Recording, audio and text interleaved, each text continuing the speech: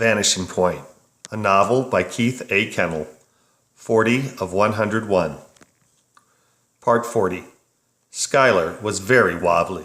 "You're getting it," Sarah enthused to her friend as the girls circled counterclockwise around the western section of Longstone Court. "You're doing much better."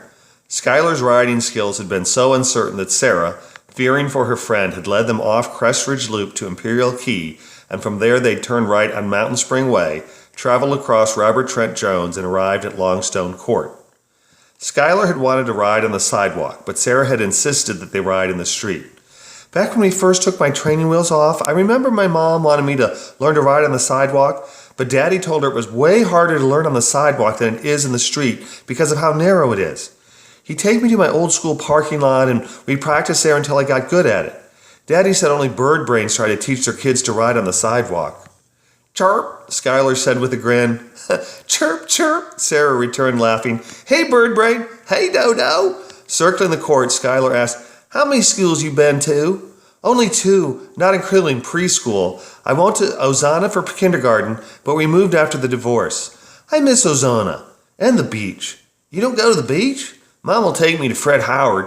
We park up the road a piece and walk to the park. That way we don't have to pay nothing." "Marty doesn't like Fred Howard. Too much seagrass. We'll go to Clearwater, but when we lived in Palm Harbor, my mom would take me at least once a week.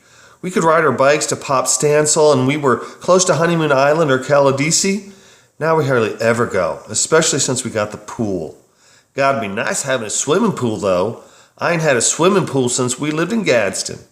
We had a nice apartment right close to Donahue, and it had a swimming pool. Now we don't even have hardly no neighbors."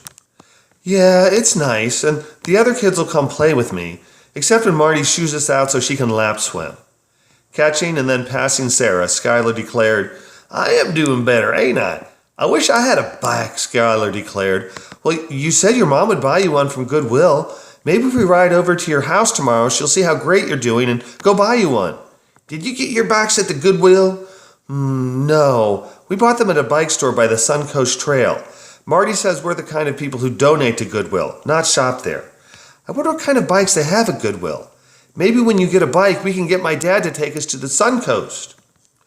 "Don't know, but next time we go, I'm going to ask my mama to get me one." "How far is it from your house to school?" "Depends on how you go. Somewhere's around 3 miles, and it's 1.29 miles from our house to school. I know because Marty keeps track of her exercise, so that would be a little over 4 miles. We could ride that with Marty." "Yeah. Hey, why don't we ride over now? We could surprise my mama." Sarah's face scrunched. "I don't know. I'm not supposed to go beyond the gate.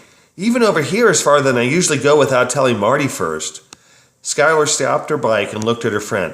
"Oh, come on. What are you afraid of? That Marty's going to yell at you? She's going to anyway."